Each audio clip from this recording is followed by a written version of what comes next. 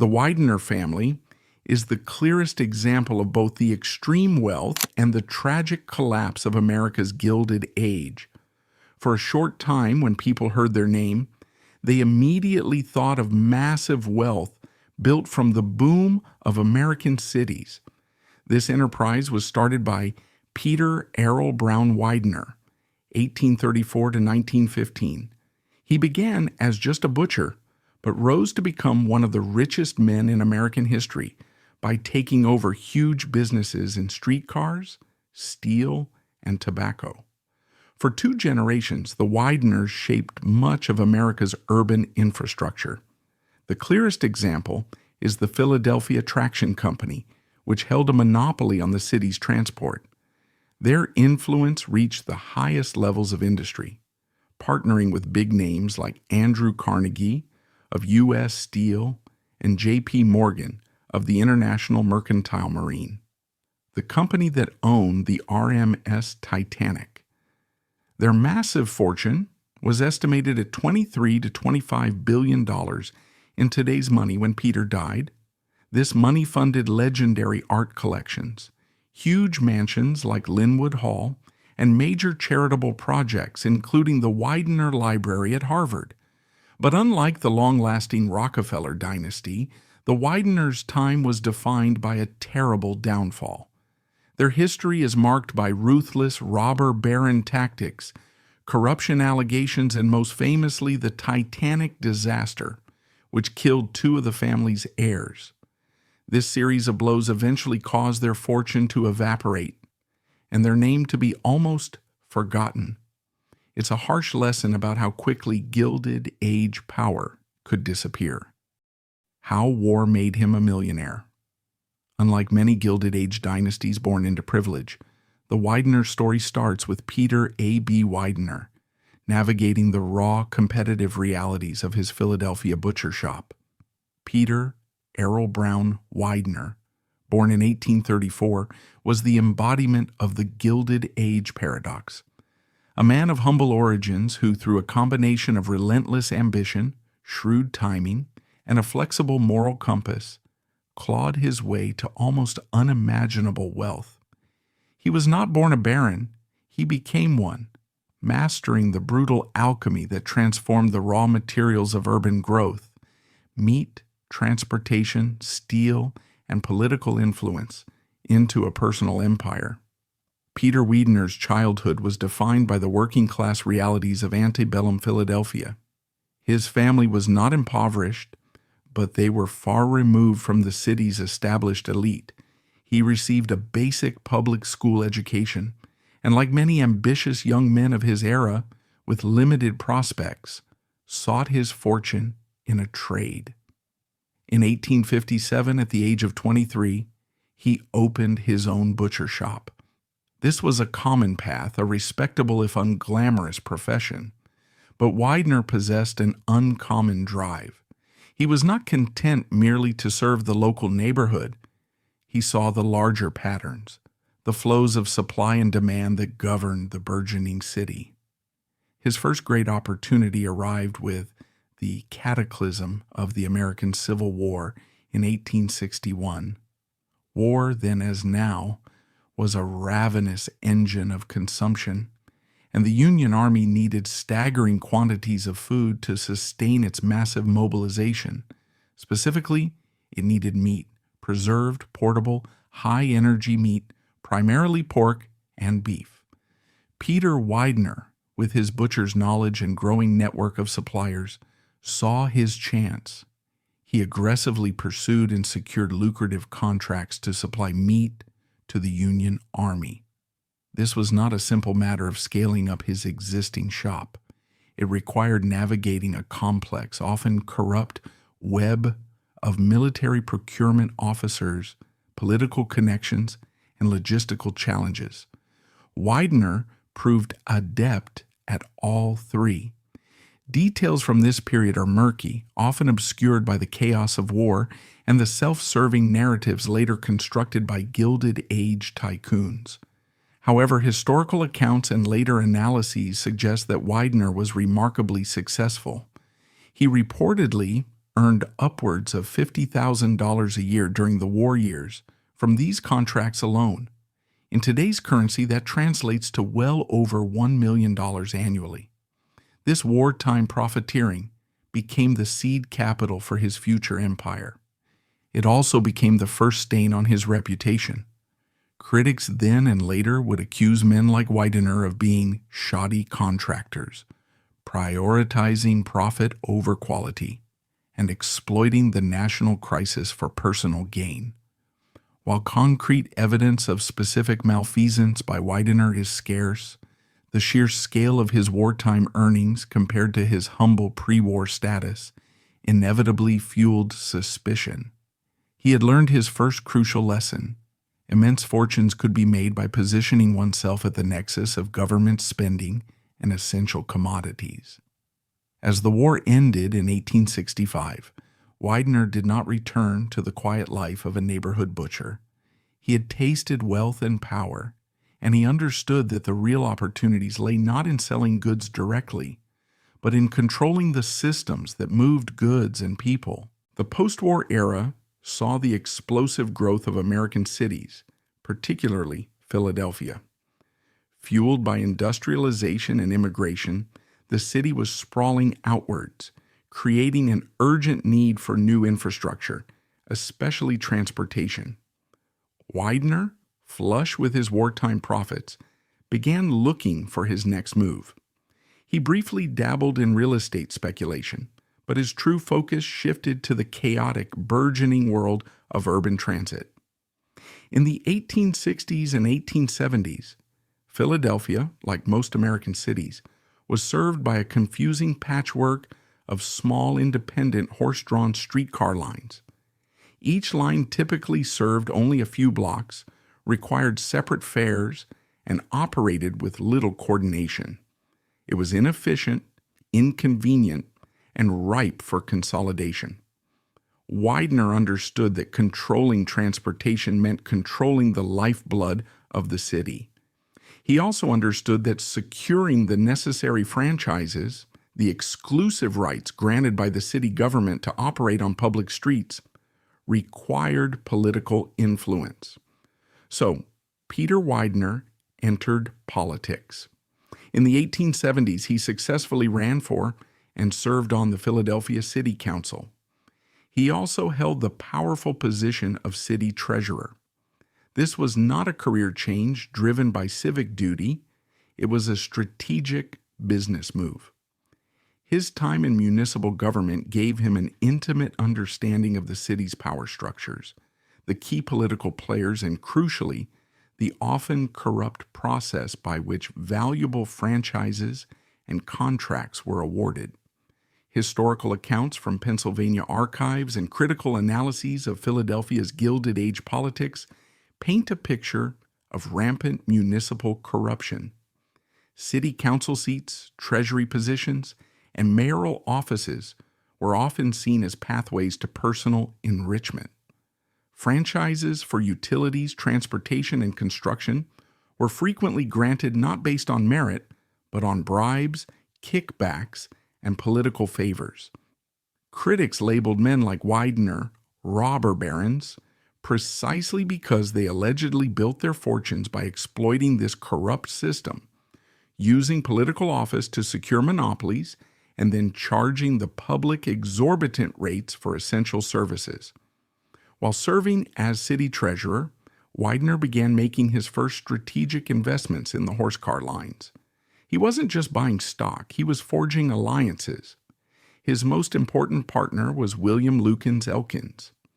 Elkins was another ambitious Philadelphian who had made his fortune in oil refining and city utilities.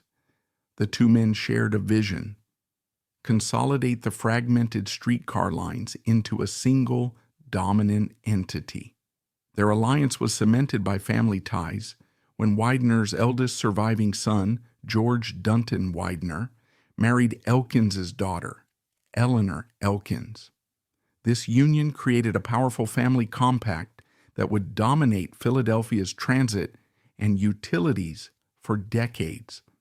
The technological catalyst for their plan, arrived in the early 1880s, electrification.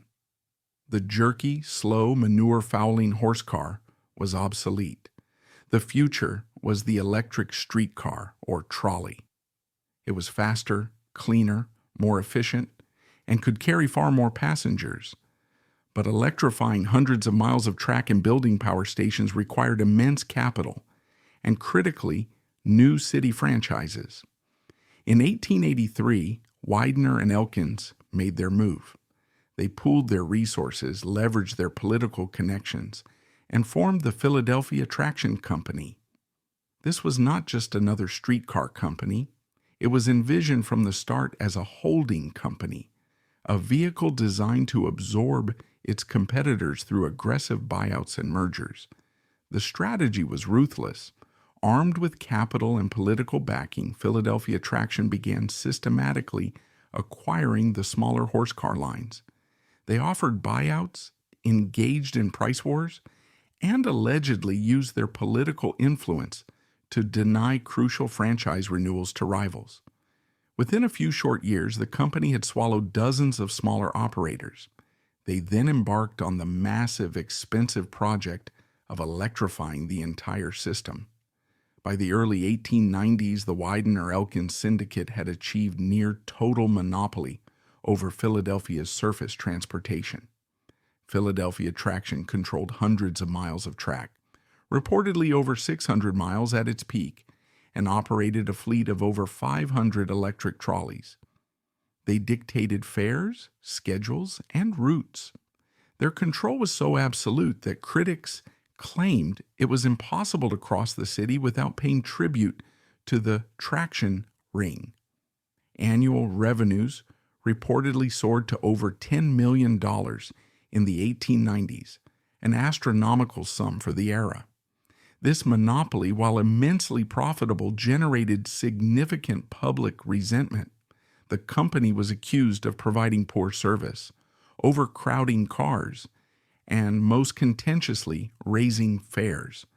The standard 5-cent fare, common across American cities, was often challenged by the traction company, leading to fare increases, sometimes to 6 or even 7 cents, that sparked public outrage and labor protests, particularly in 1895. Workers on the lines also complained of low wages, long hours, and dangerous working conditions, common grievances in the Gilded Age but exacerbated by the company's monopoly power. Widener, however, seemed largely impervious to public criticism. He had secured his fortune and his dominance. He understood that controlling an essential urban service provided immense leverage. People had to get to work, to shop, to live their lives, and in Philadelphia that meant riding his trolleys. Having conquered Philadelphia's transit, Widener and Elkins, often working in concert with other financiers like the New York-based William C. Whitney and Thomas Fortune Ryan, began replicating their traction monopoly model in other major American cities. They formed syndicates that bought up and consolidated streetcar lines in New York City, Chicago, Pittsburgh, and elsewhere. Widener became not just a Philadelphia magnate, but a national traction king, one of the most powerful figures in the rapidly urbanizing nation. But Widener's ambition extended beyond streetcars. He understood the interconnected nature of industrial growth. His trolleys needed steel rails, electricity, and vast amounts of capital. He began strategically diversifying his investments into the bedrock industries of the Gilded Age. His most significant move was into steel. He recognized that the explosive growth of cities, railroads, and skyscrapers created an insatiable demand for steel. He became an early and significant investor alongside the titan of the industry, Andrew Carnegie. When Carnegie, orchestrated by the legendary financier J.P. Morgan, consolidated the fragmented steel industry into the monolithic U.S. Steel Corporation. In 1901, Peter Widener was a key player. he emerged with a substantial block of shares in the new behemoth, reportedly holding around 10% of the company at one point. This investment alone significantly multiplied his already vast fortune, tying his wealth directly to the literal framework of modern America. He also followed the monopolistic logic into other burgeoning industries. He allied himself with James Buchanan Duke's American Tobacco Company, another trust that aggressively consolidated its market. He acquired shares in John D. Rockefeller's Standard Oil, the most notorious monopoly of them all. Widener seemed drawn to these massive consolidations, understanding that true Gilded Age wealth came not from competition, but from its elimination. His most fateful investment, however, came in 1902. Once again partnering with J.P. Morgan, Widener became a major investor and director in Morgan's ambitious attempt to monopolize transatlantic shipping. The International Mercantile Marine Company, IMM, was a massive holding company that acquired numerous shipping lines, including Britain's prestigious White Star Line. Widener reportedly invested at least $1 million in this venture.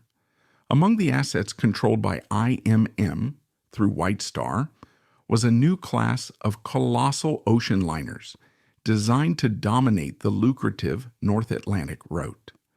One of these ships, then under construction, was the RMS Titanic.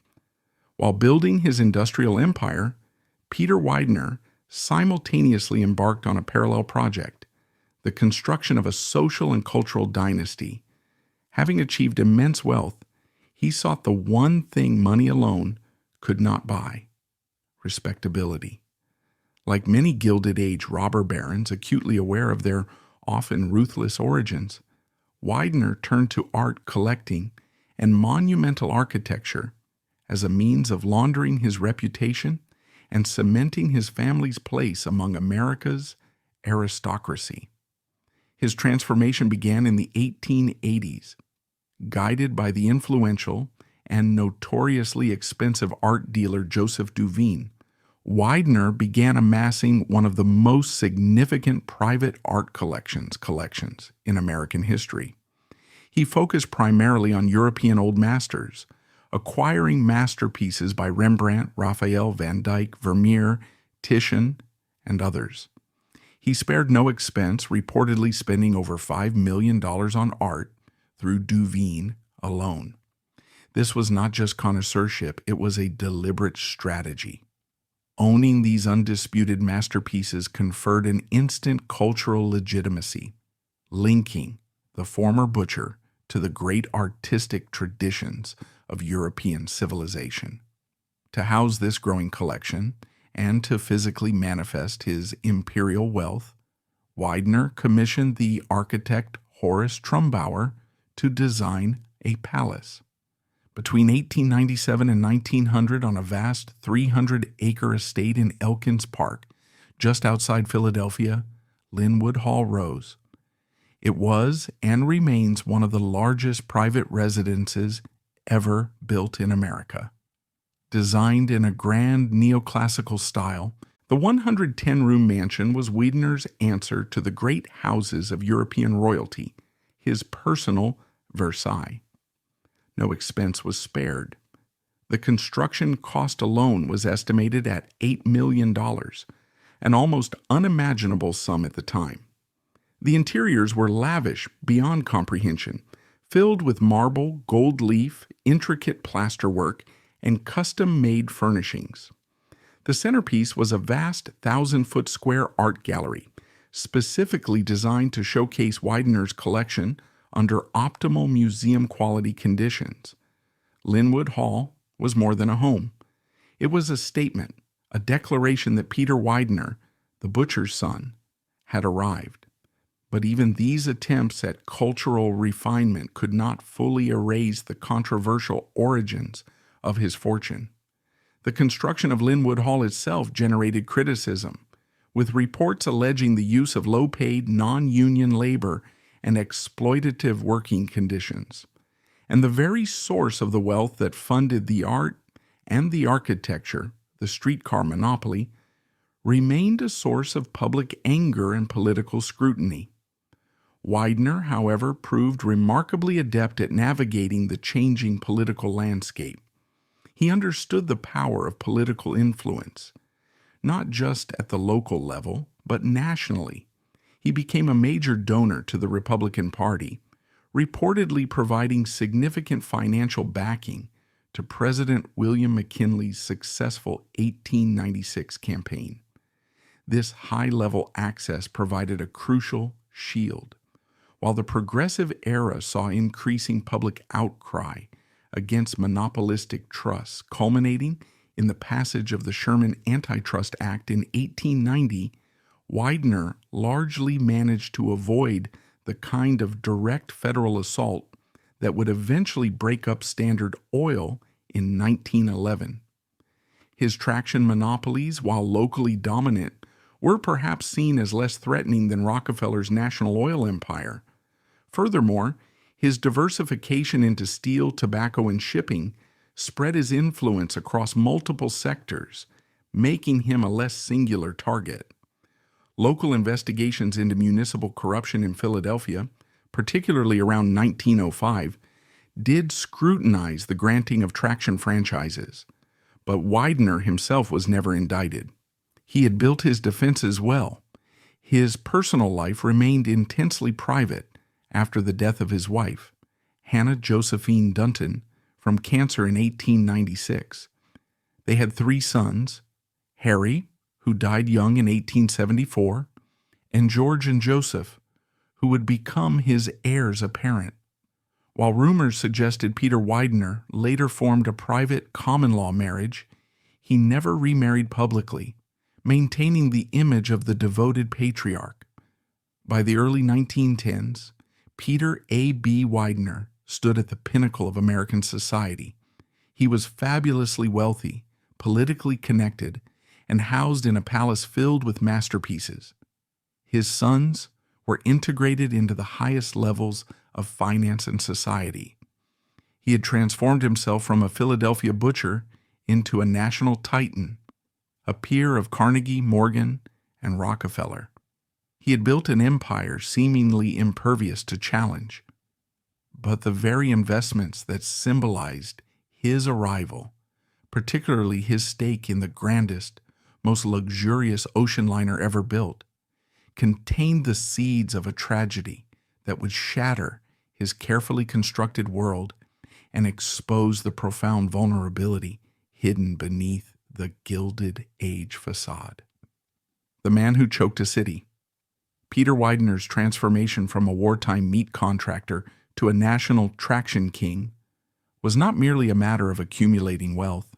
It was a masterclass in the ruthless architecture of Gilded Age monopoly. Having secured near total control over Philadelphia's streetcar system through the Philadelphia Traction Company, Widener did not rest. He understood that true, enduring power lay not in dominating a single city or industry, but in weaving an intricate web of control across multiple, interconnected sectors. His strategy involved relentless consolidation, strategic alliances with the era's most powerful financiers, the calculated use of political influence to neutralize regulation, and a diversification into the core industries, steel, tobacco, shipping, that formed the bedrock of America's industrial explosion. This was not just business, it was empire building, conducted with a singular focus on eliminating competition and maximizing profit, often at the expense of the public and the workforce. The Philadelphia Traction Company, formed in 1883 with his key ally William Lukens Elkins, was the blueprint.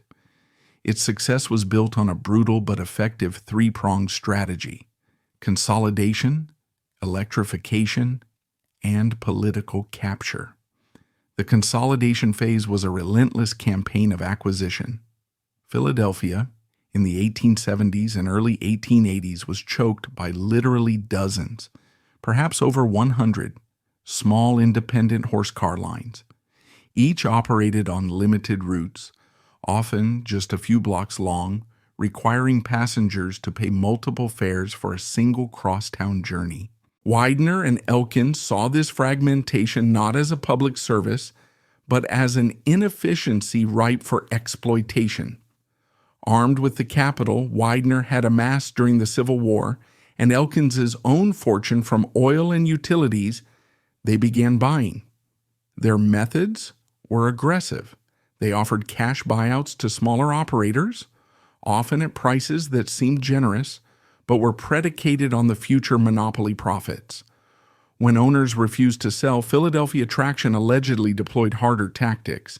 Price wars erupted with the larger, better capitalized traction companies slashing fares on competing routes to drive smaller lines into bankruptcy.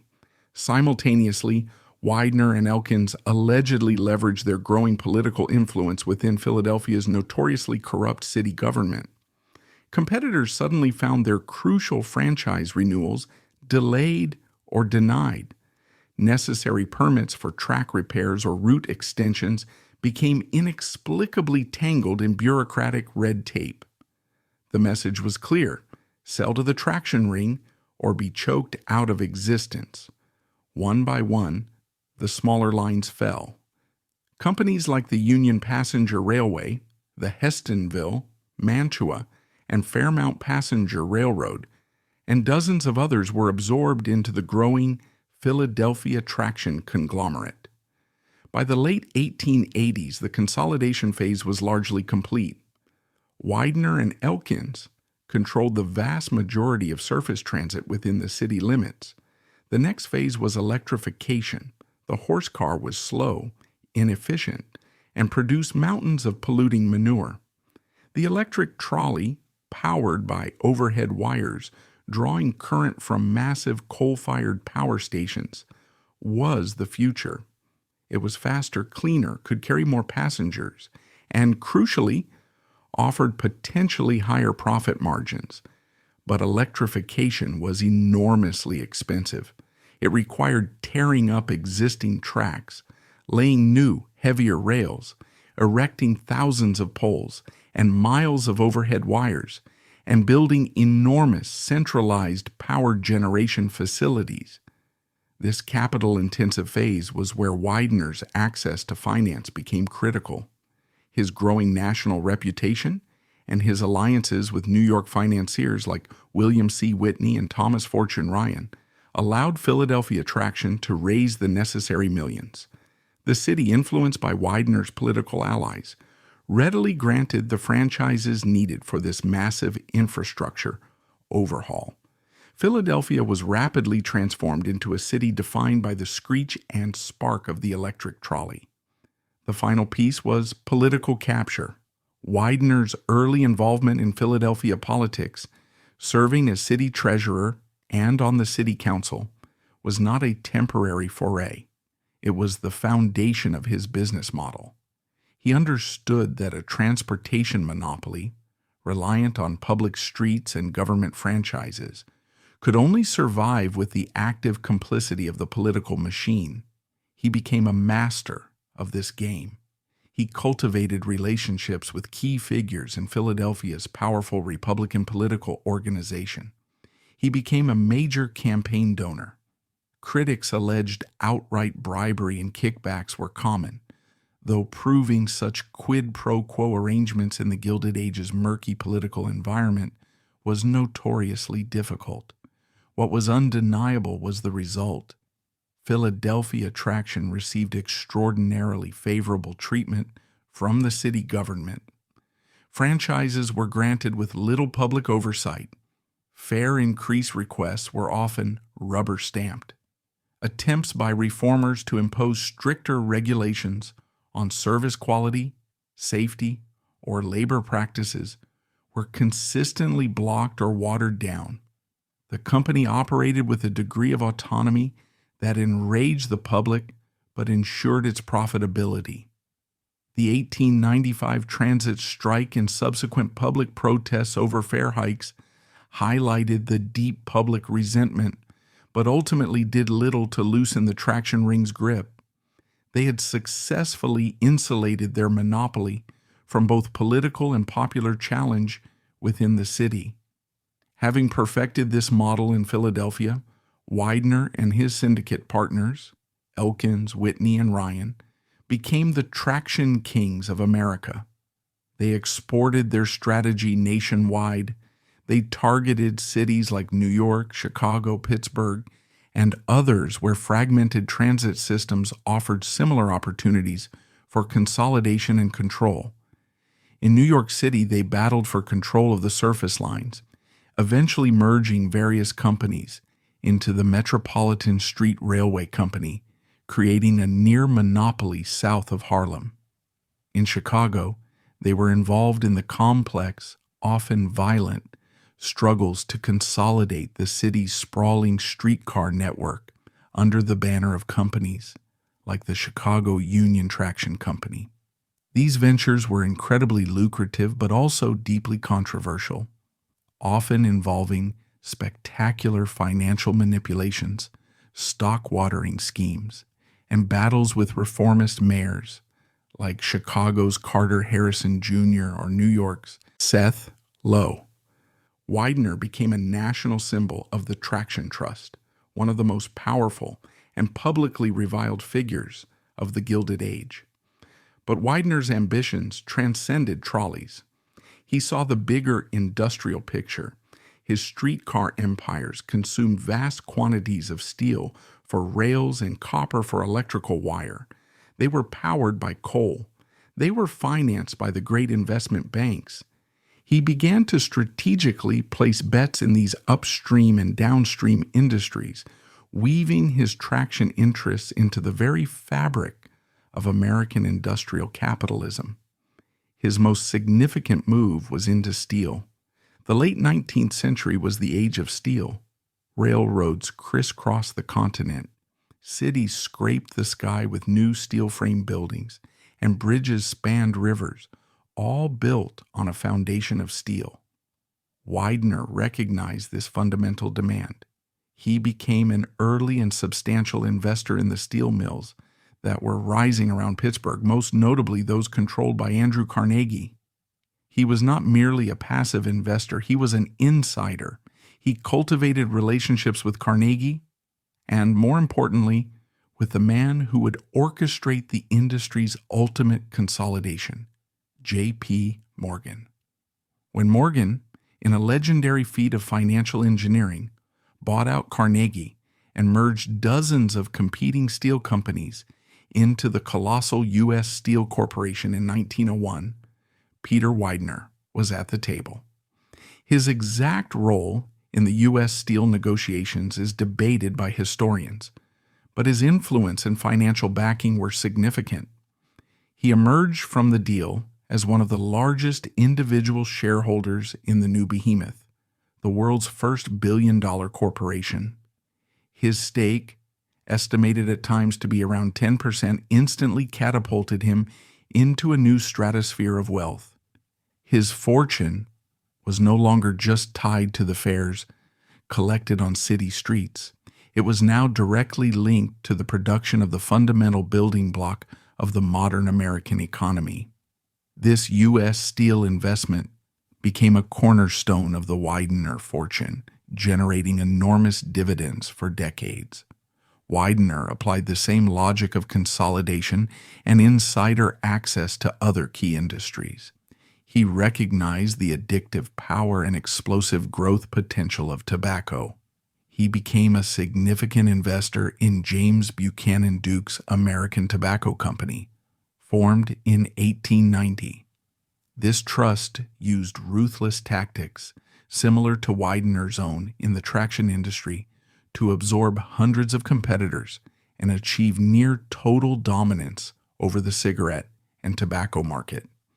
Widener profited immensely from this consolidation. He also, perhaps inevitably, invested in Standard Oil, John D. Rockefeller's infamous petroleum trust. While his stake was likely smaller than in steel or tobacco, it demonstrated his adherence to the Gilded Age maxim: find the monopoly, invest heavily, and reap the rewards. He seemed constitutionally drawn to these massive market-dominating trusts, viewing competition as a chaotic nuisance to be eliminated. This strategy of diversification across core, monopolistic industries, traction, steel, tobacco, oil, made Widener's fortune incredibly resilient. While his initial wealth came from the volatile world of urban transit, his later investments provided a stable, diversified base that could weather economic downturns, like the Panic of 1893. His net worth soared, growing from an estimated $50 million in 1900 to potentially over $100 million by the time of his death in 1915, a sum equivalent to 23 to 25 billion in today's dollars, placing him firmly among the wealthiest men in American history. His final major Gilded Age investment proved to be his most tragic. In 1902, J.P. Morgan, emboldened by his success in forging U.S. steel, attempted an even more audacious consolidation, monopolizing the lucrative and prestigious North Atlantic shipping trade. He formed the International Mercantile Marine Company, a massive holding company designed to buy out or force into alliance the major American, British, and German shipping lines. Peter Widener, a trusted Morgan ally and a man who understood the strategic importance of transportation, became a founding investor and a director of IMM. He reportedly poured at least $1 million into the venture. IMM successfully acquired several lines, including Britain's venerable White Star Line. White Star, in a bid to compete with its rival Cunard, was in the process of building 3 massive, technologically advanced, and luxuriously appointed ocean liners: the Olympic, the Britannic, and the ship intended to be the jewel in their crown, the RMS Titanic. Widener's investment in IMM was a logical extension of his Gilded Age philosophy. It was another bet on consolidation, infrastructure, and the relentless growth of global trade. As a director, he was privy to the plans and progress of the great White Star liners. The Titanic was not just a ship, it was a symbol of the very industrial and financial power that Widener himself represented. His financial fate, and soon his family's personal fate, would become inextricably linked to the maiden voyage of that unsinkable vessel. While Widener mastered the ruthless mechanics of monopoly, he also understood the importance of political protection. The rise of the trusts in the late 19th century had generated a powerful public backlash. Muckraking journalists like Ida Tarbell and Lincoln Steffens fueled public anger. Politicians responded, albeit often reluctantly, with reform efforts. The most significant threat was the Sherman Antitrust Act of 1890. This federal law, though vaguely worded and initially weakly enforced, declared illegal every contract, combination in the form of trust or otherwise, or conspiracy, in restraint of trade or commerce. It was a potential dagger aimed at the heart of Widener's consolidated empires. Widener, however, proved remarkably adept at political defense. He cultivated deep ties within the Republican Party, the dominant political force of the Gilded Age. He became a major financial contributor, funneling significant sums to state and national campaigns. His support for President William McKinley's election in 1896 reportedly bought him valuable access and influence in Washington. This high-level political cover helped shield Widener from the most aggressive antitrust enforcement. While Theodore Roosevelt later gained fame as the trust buster, his administration tended to focus on monopolies that operated across state lines and directly impacted national markets, like Standard Oil or American Tobacco. Widener's traction monopolies, while dominant locally, were often structured as complex webs of state-chartered companies, making them harder targets for federal prosecution under the Sherman Act's interpretation at the time. Furthermore, Widener's diversification worked in his favor. Unlike Rockefeller, who was synonymous with oil, Widener's interests were spread across traction, steel, tobacco, and shipping. He was a harder figure to demonize as the sole mastermind of a single evil trust. He did not escape scrutiny entirely. The municipal corruption investigations in Philadelphia around 1905, fueled by Stephens's reporting and local reform movements, did examine the cozy relationship between the traction company and city officials. Allegations of bribery in securing franchises were revisited, but ultimately Peter Widener himself was never indicted. He operated skillfully in the gray areas, using lawyers, lobbyists, and campaign contributions to maintain his influence while avoiding direct legal culpability. His success in evading major antitrust action, unlike Rockefeller, stands as a testament to his political acumen and the effectiveness of his quiet power strategy at the highest levels. This strategy extended to labor relations, though here the quiet approach often gave way to Gilded Age brutality. While Widener, like some other industrialists of the era, made gestures towards paternalism, providing some basic amenities for workers or contributing to local charities, his core labor strategy was one of low wages, long hours, and fierce opposition to unionization. Reports from Pennsylvania labor bureaus in the 1890s and early 1900s paint a grim picture of conditions for traction workers. Motormen and conductors often worked 12-hour days, 7 days a week for wages that barely supported a family. Safety standards were minimal. Accidents involving trolleys, derailments, collisions, electrocutions from downed wires were frequent and often fatal, with dozens of incidents reported annually in Philadelphia alone. The company allegedly used cheap, often immigrant labor, particularly for track laying and maintenance, knowing these workers had little bargaining power. Attempts by workers to organize were met with swift and harsh resistance. The 1895 Philadelphia transit strike, sparked by demands for better wages and shorter hours, was broken through a combination of hiring strikebreakers, deploying private security forces, and leveraging the support of the city police. Widener and Elkins, like most Gilded Age capitalists, viewed unions not as legitimate representatives of labor, but as dangerous socialist conspiracies that threatened their property rights and managerial authority.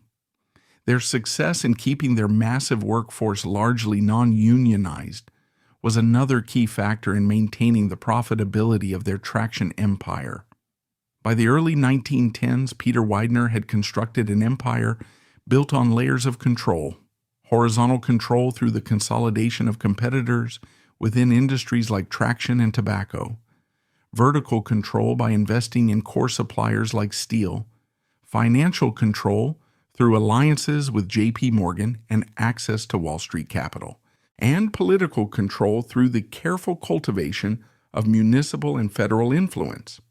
His fortune seemed unassailable, his legacy secured through his vast art collection and the palace of Lynnewood Hall. He had navigated the treacherous currents of the Gilded Age, emerging as one of its ultimate survivors and beneficiaries. But the very system he had mastered, the relentless drive for scale, speed, and profit, embodied by the great ocean liners of the IMM, was about to deliver a blow from which his family and his carefully constructed dynasty would never fully recover. He died on Titanic, she built a library. By the spring of 1912, the Widener family stood at the absolute zenith of American Gilded Age society. Peter A. B. Widener, the patriarch, was nearly 80 years old, one of the wealthiest men in the world, his empire spanning traction, steel, tobacco, and shipping. His palace, Lynnewood Hall, housed a collection of old masters that rivaled any museum. His eldest surviving son and heir apparent, George Dunton Widener, was a respected financier in his own right, deeply involved in managing the family's vast interests, including his father's directorship at the International Mercantile Marine. George was married to Eleanor Elkins Widener, the daughter of Peter's longtime business partner, William Lukens Elkins, uniting two of Philadelphia's most powerful fortunes. They were the epitome of the American aristocracy, living lives of unimaginable privilege, insulated by layers of wealth and influence. Their eldest son, Harry Elkins Widener, embodied the next stage of the dynasty's evolution. Born in 1885, Harry was not groomed to be a ruthless industrialist like his grandfather or a financier like his father. He was a product of inherited wealth, educated at Harvard, and possessed of a refined scholarly passion, book collecting. Harry was a bibliophile of extraordinary dedication and means. By his mid-20s, he had already amassed a remarkable collection of rare books and manuscripts, focusing on English literature, particularly Shakespeare, Dickens, Thackeray, and Robert Louis Stevenson.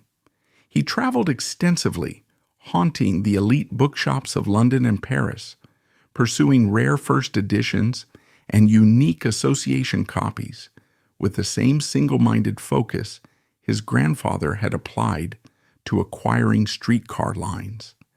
He dreamed of eventually donating his collection to his beloved Harvard, envisioning a library built to house it. In the early months of 1912, George, Eleanor, and Harry embarked on a trip to Europe. George had business interests to attend to related partly to IMM and the upcoming maiden voyage of its crown jewel, the RMS Titanic.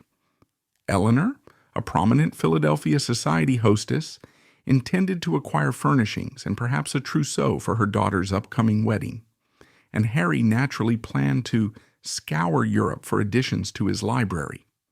They booked their return passage on the most anticipated vessel in the world, the Titanic. Their decision to sail on the maiden voyage was entirely logical. As major investors in IMM and personal acquaintances of J.P. Morgan and J. Bruce Ismay, the Wideners were precisely the sort of elite passengers the Titanic was built to impress. They occupied some of the most luxurious suites on the ship. George and Eleanor were in cabin C-80, while Harry and his father's valet, Edwin Keeping, were next door in C-82. Eleanor's German maid, Emily Geiger, occupied a nearby cabin.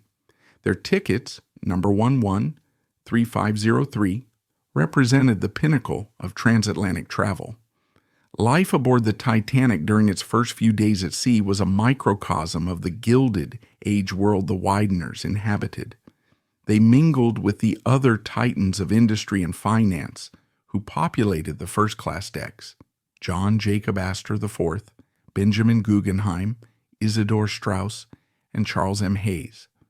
George Widener, known for his congenial nature, moved easily within this elite circle.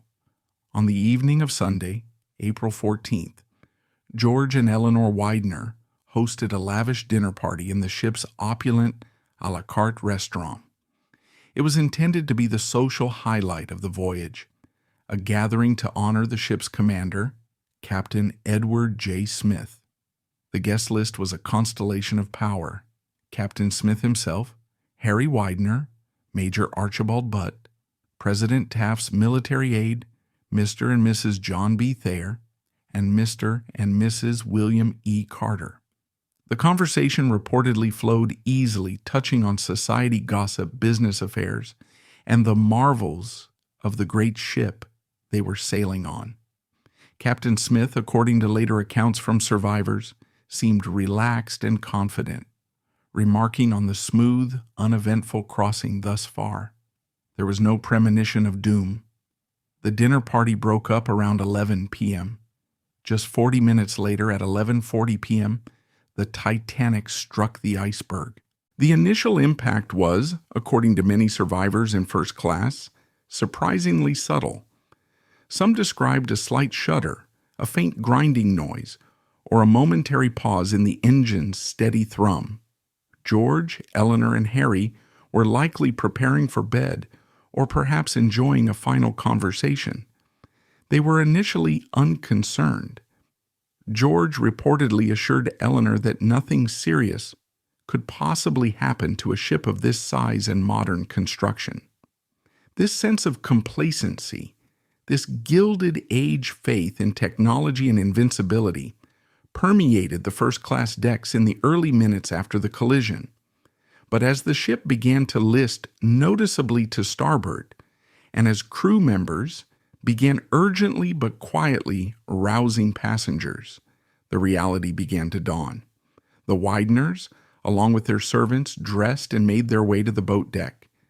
The scene they encountered was one of controlled chaos, overlaid with a fatal adherence to the social protocols of the era. The rule was women and children first, but in the initial stages, confusion reigned. The lifeboats were being launched, but many were leaving partially empty. There was a reluctance among many passengers, particularly the men, to believe the ship was actually sinking. The lights still blazed, the band played cheerful ragtime tunes, and the sheer scale of the Titanic seemed to mock the idea of imminent danger.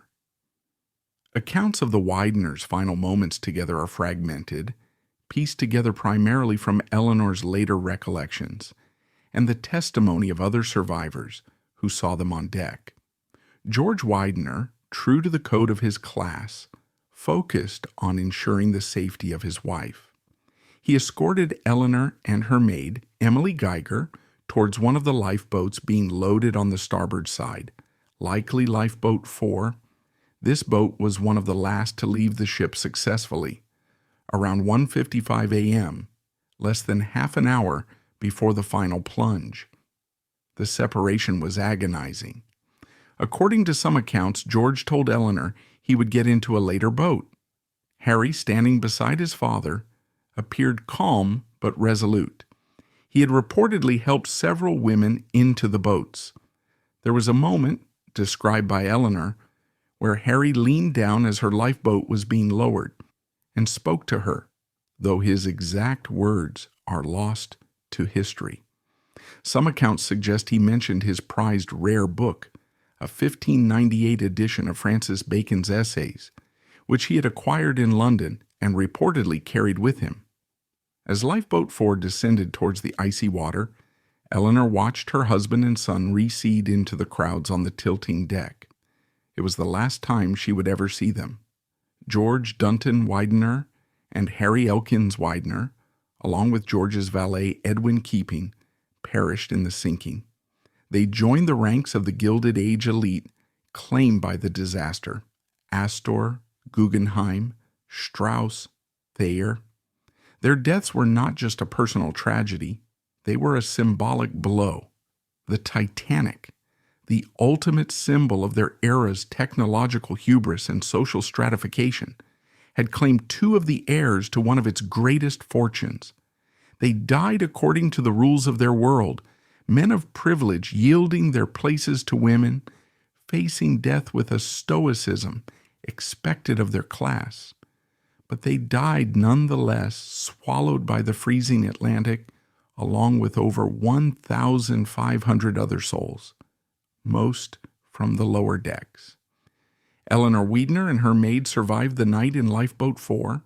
They endured hours in the open boat, surrounded by the horrific sounds of the dying in the water, watching the great ship break apart and finally disappear beneath the waves around 2:20 a.m. They were eventually rescued by the RMS Carpathia shortly after dawn. The news reached Peter A.B. Widener back at Lynnewood Hall like a physical blow. He was 77 years old, already in declining health. The loss of his eldest son, his designated successor, and his brilliant grandson, the future of the family's cultural legacy, was devastating. He had built an empire designed to endure for generations, and in a single, inexplicable night, the two men meant to carry it forward were gone. Contemporary accounts describe Peter Widener as being utterly crushed by the tragedy. He largely withdrew from public life and the daily management of his vast business affairs. His health, already fragile, deteriorated rapidly. The traction king, the ruthless consolidator who had faced down rivals and politicians for decades, was broken by a grief that no amount of wealth could assuage. He clung to life for 3 more years, but the spark was gone. Peter A.B. Widener died at Lynnewood Hall on November 6, 1915, his death attributed by many to a broken heart. The Widener dynasty, in a practical sense, died with him, while his surviving son, Joseph Early Widener, inherited control of the fortune and the art collection. The line of succession envisioned by the patriarch was shattered. The family's momentum, its sense of inevitable Gilded Age ascendancy, was irrevocably broken by the icy waters of the North Atlantic. The public reaction to the Titanic disaster was immense, a global outpouring of grief, shock, and anger. The sinking became an instant allegory for the end of an era, exposing the arrogance, the class divisions, and the hidden vulnerabilities of the Gilded Age. The fact that so many prominent millionaires perished, while hundreds of steerage passengers were left behind due to a lack of lifeboats, fueled intense criticism of the shipping lines, their owners, and the very social order they represented. Senate investigations were launched in the United States, led by Senator William Alden Smith, grilling J. Bruce Ismay and the surviving officers about the ship's speed, the warnings of ice, the insufficient number of lifeboats, and the handling of the evacuation. The findings were damning, revealing a chain of negligence and misplaced confidence that led directly to the disaster. While Peter Widener himself was too frail to testify, his directorship at IMM placed the family name squarely in the center of the controversy. The tragedy was not just a personal loss, it was a public relations nightmare, tarnishing the Gilded Age elite with a stain of perceived incompetence and indifference. In the face of this overwhelming personal grief and public scrutiny, the surviving Wideners responded in the manner typical of their class and era, through monumental philanthropy. These acts were undoubtedly driven by genuine love and loss, but they also served consciously or unconsciously as a form of reputation management, an attempt to reshape the family narrative from one of tragic Gilded Age victims into one of enduring civic benefactors. The first and most direct response came from Eleanor Elkins Widener. Just months after the sinking, while still reeling from the loss of her husband and son, she contacted Harvard University. Harry, her beloved son, had been a passionate Harvard alumnus and had often spoken of his desire to one day donate his magnificent book collection to the university library. Harvard's existing library, Gore Hall, was notoriously overcrowded and inadequate. Eleanor made Harvard an offer. She would fund the construction of a new, state-of-the-art library, a building vast enough to house the university's entire collection, on the condition that it serve as a permanent memorial to her son. The cost was staggering, an initial pledge of $2 million, later increased, making it one of the largest single donations Harvard had ever received. Harvard accepted immediately. The Harry Elkins Widener Memorial Library was designed by Horace Trumbauer, the same architect who had built Lynnewood Hall, in collaboration with the prominent Boston firm of Shepley, Rutan, and Coolidge. Construction began quickly. Dedicated in June 1915, just months before Peter Widener's death, the Widener Library remains the centerpiece of the Harvard library system, one of the largest and most important academic libraries in the world. At its heart lies the Harry Elkins Widener collection, housed in a special memorial room designed to replicate Harry's own library. It contains the 3,500 rare volumes he had collected, including his treasured Bacon essays.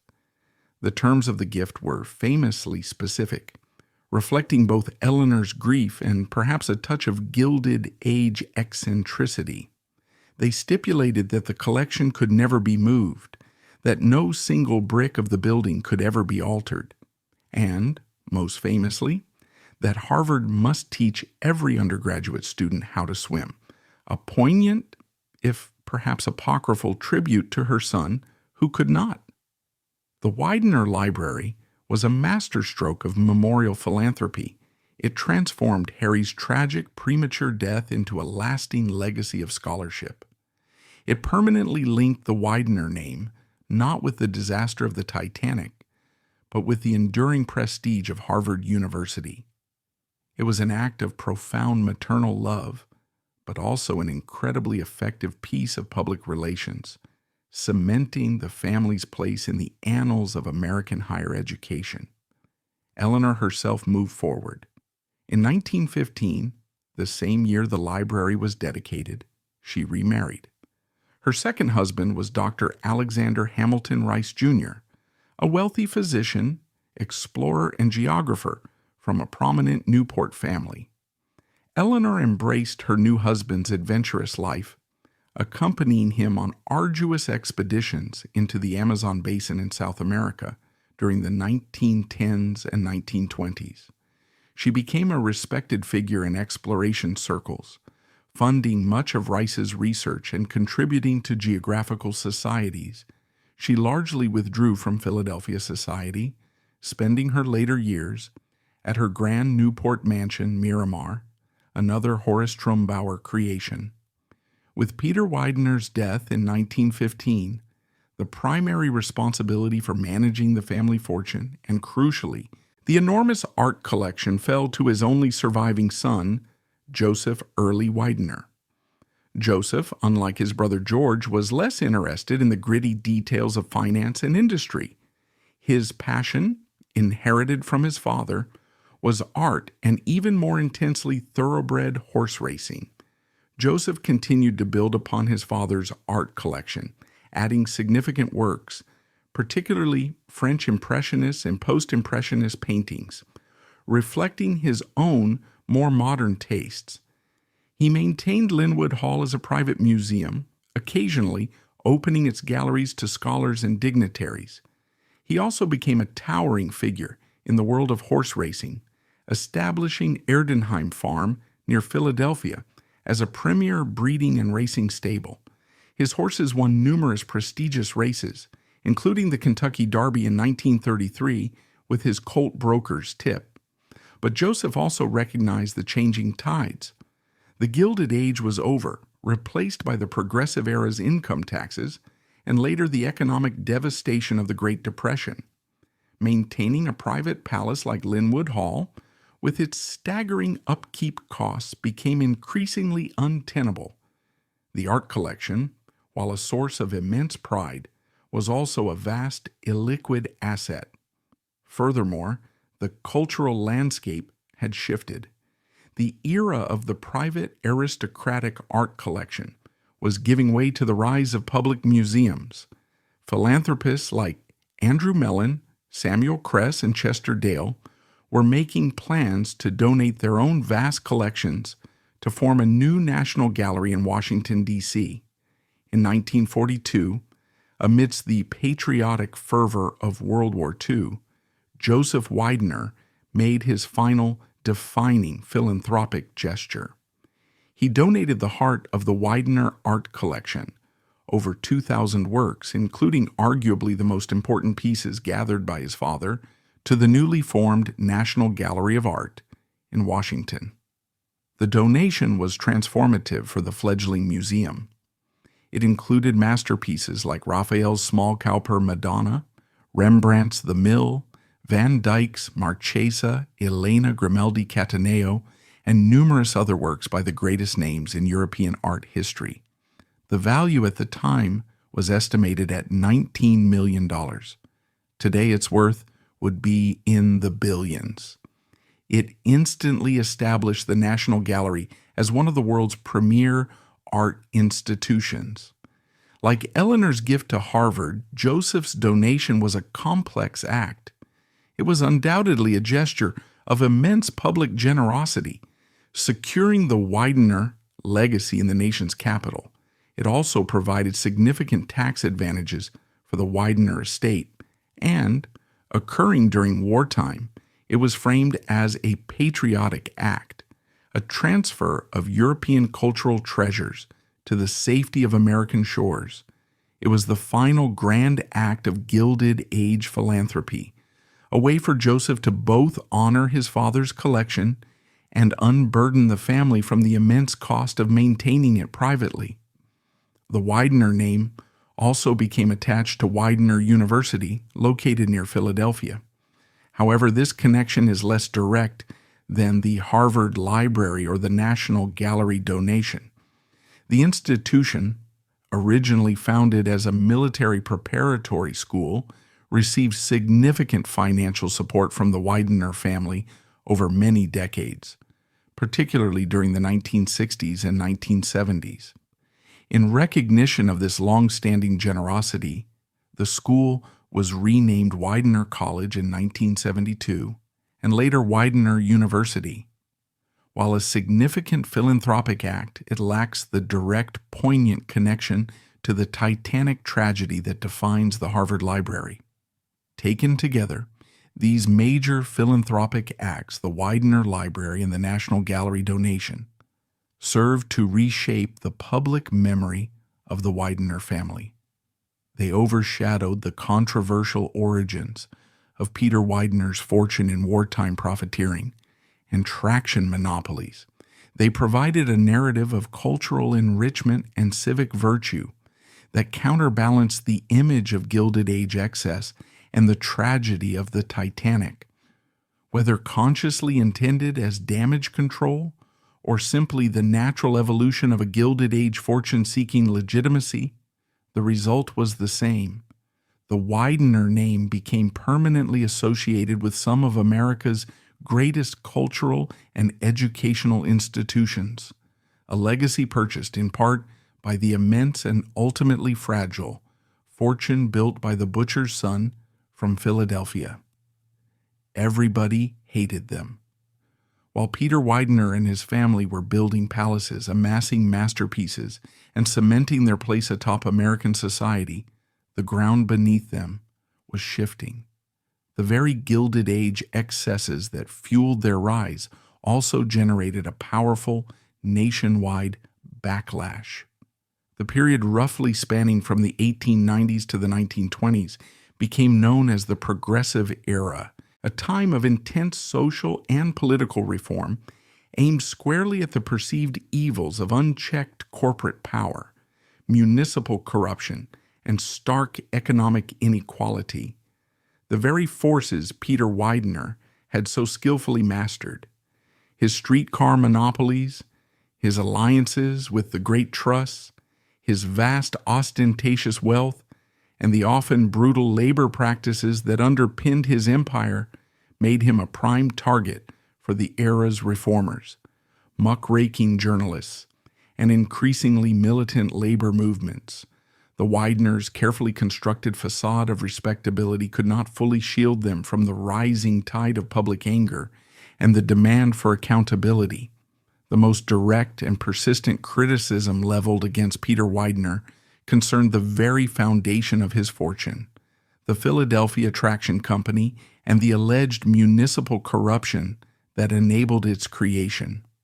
While Widener himself cultivated an image of a shrewd, far-sighted businessman bringing order and modernity to urban transit, critics painted a far darker picture. They saw him as a quintessential robber baron, a man who had subverted democracy for personal profit, using bribery and political manipulation to secure a monopoly that exploited the citizens of Philadelphia. The epicenter of this alleged corruption was Philadelphia's City Hall. During the Gilded Age, Philadelphia gained a notorious reputation, chronicled by crusading journalists like Lincoln Steffens in his famous 1903 McClure's Magazine article, Philadelphia, Corrupt and Contented, as one of the most politically rotten cities in America. A powerful, entrenched Republican machine controlled virtually every aspect of municipal government, from the mayor's office and the city council down to the police force and the awarding of public contracts. Steffens and others described a system where votes were openly bought, political offices were treated as personal fiefdoms, and valuable public franchises for gas, water, electricity, and crucially transportation were handed out to politically connected insiders in exchange for kickbacks or campaign contributions. Peter Widener, critics charged, was not just a beneficiary of this system. He was one of its architects. His early foray into politics, serving as city treasurer and on the city council in the 1870s, was seen not as civic service, but as an apprenticeship in the mechanics of graft. He learned firsthand how franchises were awarded, how regulatory oversight could be neutralized, and which palms needed to be greased. When he formed the Philadelphia Traction Company with William Elkins in 1883, he allegedly brought this insider knowledge and his political connections directly into the business strategy. Newspapers like the Philadelphia Inquirer, particularly during periods of reformist fervor, published numerous reports alleging specific instances of bribery and undue influence connected to the traction company. While proving direct cash payments was difficult in an era of lax record-keeping and political obfuscation, the circumstantial evidence was damning. Franchise renewals for Widener's competitors seemed inexplicably delayed. City ordinances favoring Philadelphia Traction sailed through the council with little debate. Attempts by reformers to regulate fares or mandate safety improvements were consistently defeated. The public paid the price. With near total monopoly control by the 1890s, the traction company faced little pressure to improve service or keep fares low. Overcrowding on the trolleys was rampant. Service to poorer outlying neighborhoods was often inadequate. And most infuriatingly, the company repeatedly sought to raise the standard 5-cent fare. These attempts, like the push to raise fares to 6 or 7 cents in the mid-1890s, sparked widespread public outrage and organized resistance. The Philadelphia Transit Strike of 1895 was the most dramatic manifestation of this discontent. It began as a labor dispute, with workers demanding higher wages, shorter hours, and recognition of their nascent union, the Amalgamated Association of Street Railway Employees. But the strike quickly tapped into broader public anger over the traction company's monopoly power and perceived arrogance. When the company controlled by Widener and Elkins refused to negotiate and brought in strikebreakers, the city erupted.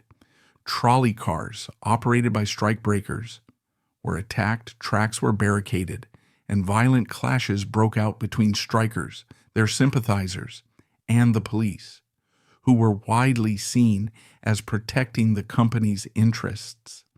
The strike paralyzed the city for weeks, highlighting the deep class tensions and the resentment simmering beneath the surface of Philadelphia's Gilded Age prosperity. While the company ultimately broke the strike through force and political maneuvering, the event further cemented the image of Widener and the traction ring as ruthless monopolists, indifferent to the welfare of both their workers and the public. This local struggle in Philadelphia mirrored a national reckoning with the power of the great trusts. The progressive era saw the rise of muckraking journalism, a new form of investigative reporting dedicated to exposing the dark underbelly of American industry and politics. Writers like Ida Tarbell, whose meticulous expose of Standard Oil led to its breakup, became national heroes. while no single muckraker focused exclusively on Peter Widener. With the same intensity Tarbell applied to Rockefeller, his traction empires, along with his stakes in U.S. steel and American tobacco, made him a frequent target of criticism in articles denouncing the evils of monopoly. Magazines like McClure's, Collier's, and Everybody's Magazine published numerous articles exploring the consolidation of industries, the manipulation of stock markets, and the corrupting influence of corporate money in politics. Widener, as a key player in the traction syndicates that controlled transit in major cities across the country, was often cited as a prime example of a robber baron whose pursuit of profit trampled competition and exploited the public interest. These articles, read by millions, shaped a national narrative that cast men like Widener not as captains of industry, but as threats to democracy. The Titanic disaster in 1912 brought a different kind of scrutiny, focusing less on Widener's business practices and more on the perceived arrogance and negligence of the Gilded Age elite he represented. The sinking was a profound shock to a world that had placed its faith in technological progress and the inherent superiority of its ruling class. The staggering loss of life, particularly among steerage passengers, starkly highlighted the brutal class divisions of the era. The fact that there were not enough lifeboats for everyone on board, a direct consequence of outdated regulations, and the shipping line's focus on luxury over safety, became a symbol of corporate indifference to human life. As a major investor and director of the International Mercantile Marine, the trust that owned the White Star Line, Peter Widener was indirectly implicated in the disaster. While he bore no direct operational responsibility for the Titanic, his position placed him within the circle of financiers, led by J.P. Morgan, who controlled the shipping line. The U.S. Senate investigation into the sinking, chaired by Senator William Alden Smith, was a dramatic public inquiry that exposed numerous failures. Testimony revealed that the Titanic had received multiple warnings of ice but had maintained high speed. It confirmed the critical shortage of lifeboats. It highlighted confusion and incompetence during the evacuation. While the investigation focused primarily on the actions of Captain Smith, the ship's officers, and White Star Line Chairman J. Bruce Ismay, it inevitably cast a shadow over the entire IMM leadership, including its directors. The investigation laid bare the potential conflicts between profit and safety in the competitive North Atlantic shipping trade. IMM, critics argued, had prioritized speed, luxury, and maximizing passenger revenue over prudent safety measures. While Widener himself was spared the direct public grilling that Ismay endured, the disaster undeniably tarnished the reputation of the entire enterprise he was associated with. It reinforced the progressive era narrative that the great corporations, driven by an insatiable hunger for profit, had become reckless and unaccountable, willing to gamble with human lives. The deaths of his own son and grandson aboard the ship transformed this critique from an abstract political issue into a devastating personal tragedy for Widener, but it did not shield the family name from the broader public backlash against the system that had allowed the disaster to happen.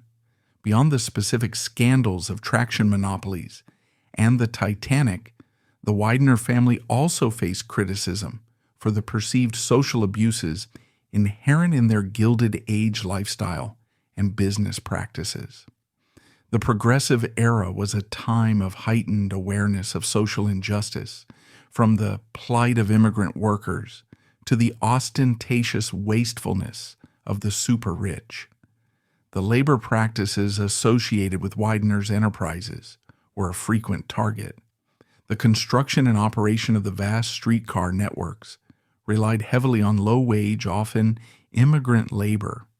Track layers, construction workers, and maintenance crews frequently worked long hours in dangerous conditions for minimal pay. As noted in Pennsylvania labor reports from the 1890s, accidents on the trolley lines were common, resulting in dozens of injuries and fatalities each year. While Widener provided jobs, critics argued he did so by exploiting a vulnerable workforce with little power to demand better treatment. His fierce opposition to unionization further reinforced this image. The family's philanthropy, while substantial, also drew criticism for its perceived elitism and potential self-interest. Peter Widener's art collecting, while ultimately benefiting the nation through the National Gallery donation, was seen by some contemporaries as less an act of public service and more a form of cultural imperialism, using American industrial wealth to acquire European treasures, thereby asserting a kind of cultural dominance. His initial philanthropic efforts were also criticized for being narrowly focused on the elite institutions and interests of Philadelphia's upper class, largely excluding the city's growing immigrant and working-class populations. Unlike reformers like Jane Addams, who focused on settlement houses and direct aid to the poor, Widener's Gilded Age philanthropy often seemed designed primarily to burnish his own legacy among his peers. Even the family's monumental home, Lynnewood Hall, became a symbol of Gilded Age excess and waste. While intended as a showcase of American wealth and taste, its sheer scale and opulence struck many as obscene, particularly in contrast to the poverty experienced by many Philadelphians. The staggering cost of maintaining the estate, estimated at $1 million per year even in the early 20th century, became a subject of critical commentary. As the economic hardships of the Great Depression took hold in the 1930s, the idea of maintaining such a private palace seemed increasingly anachronistic and offensive. Joseph Widener's eventual decision to donate the art collection and the subsequent sale and abandonment of Lynnewood Hall itself can be seen in part as a belated acknowledgement that the era of such unrestrained private splendor was over. Internal family dynamics also occasionally spilled into public view, revealing tensions beneath the surface of Gilded Age decorum. Following Peter Widener's death in 1915, a dispute over the inheritance reportedly arose between his surviving son, Joseph Widener, and his daughter-in-law, Eleanor Elkins Widener. The details remained largely private, characteristic of the family's aversion to public scandal, but reports suggested disagreements over the division of the estate, particularly the control and disposition of the massive art collection. The matter was eventually settled out of court, but it hinted at the complex financial and personal legacies Peter Widener had left behind. Ultimately, Peter Widener and his family navigated the treacherous currents of the Progressive era with remarkable success, at least in terms of preserving their fortune and avoiding legal catastrophe. Unlike Rockefeller, Widener was never subjected to a federal antitrust breakup. Unlike some other municipal bosses, he was never indicted for corruption. He skillfully used his wealth, political connections, and a veneer of philanthropic respectability to deflect the most serious challenges.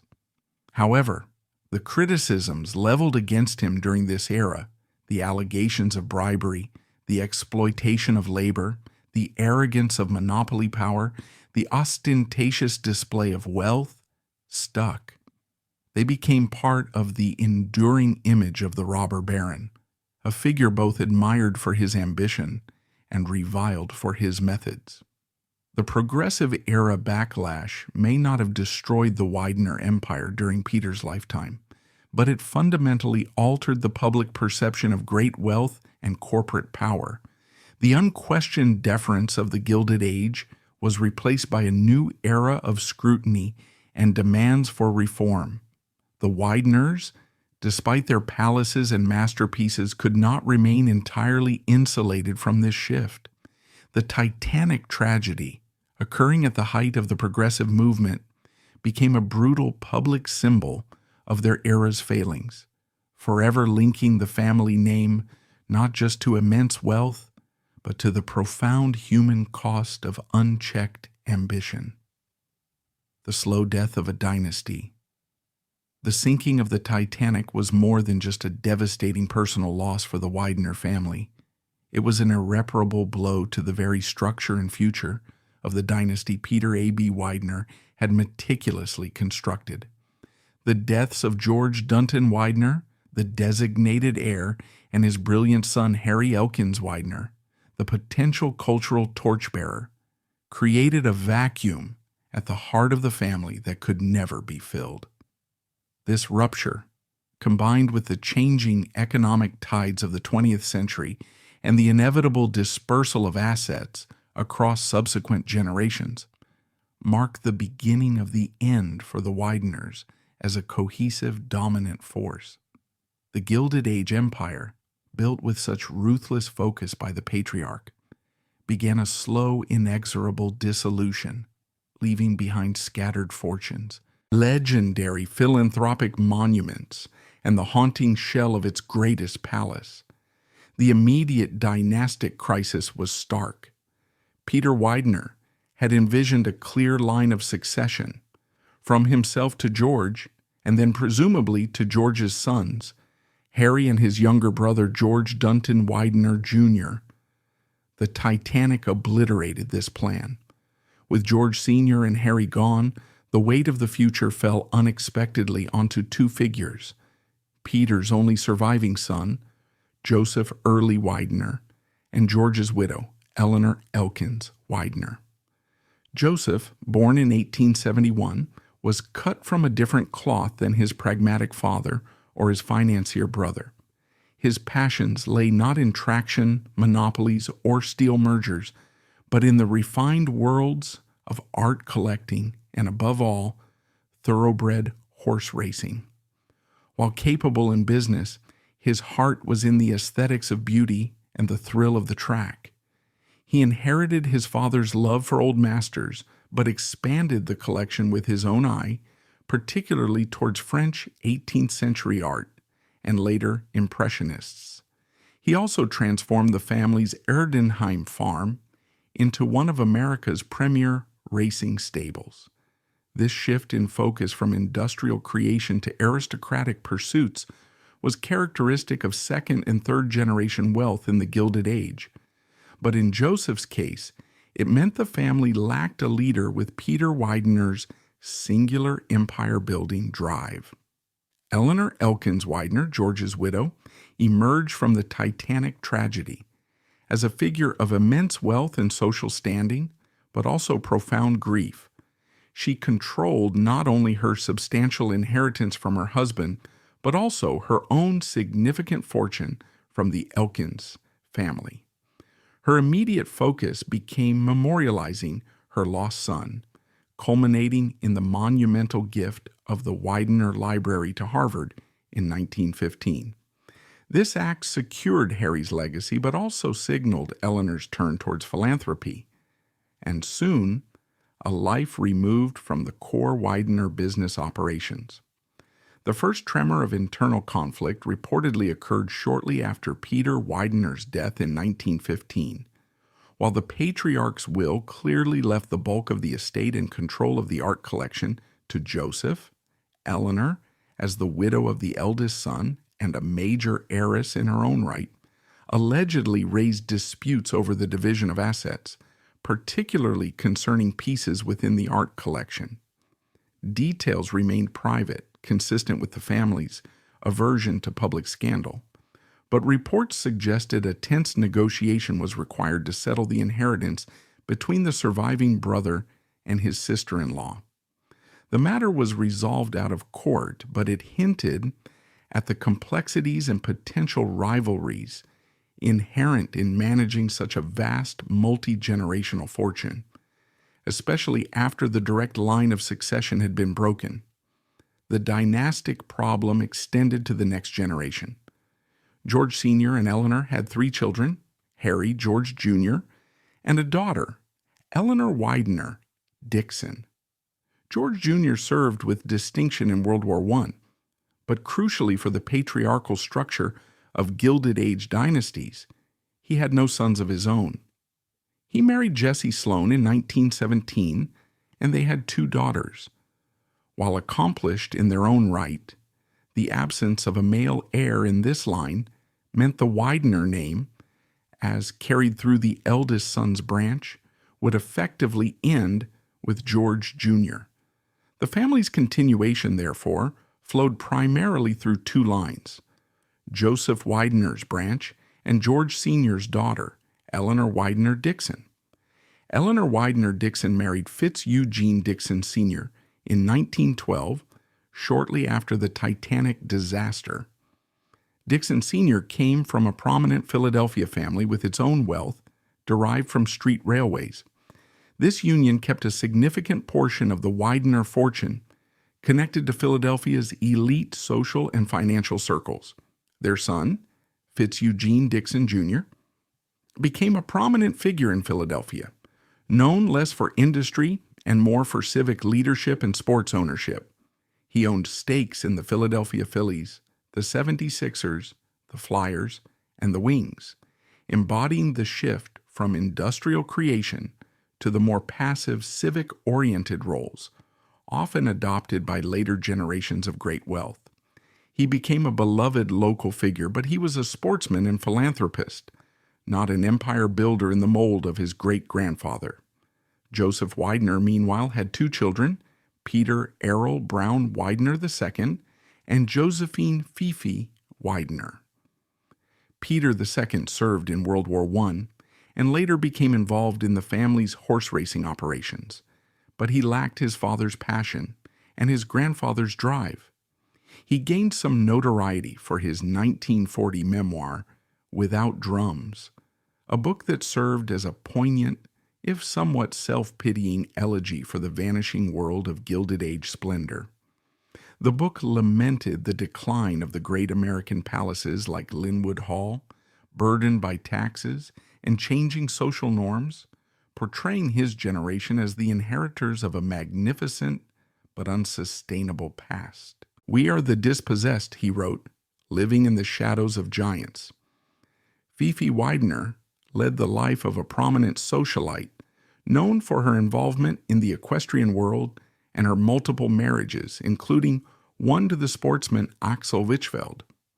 Her life, like her brother's, reflected the dispersal of the family's focus away from the core industrial and financial activities that had generated the initial fortune. Joseph Widener himself remained the patriarch of the family and the custodian of its greatest treasures until his death in 1943.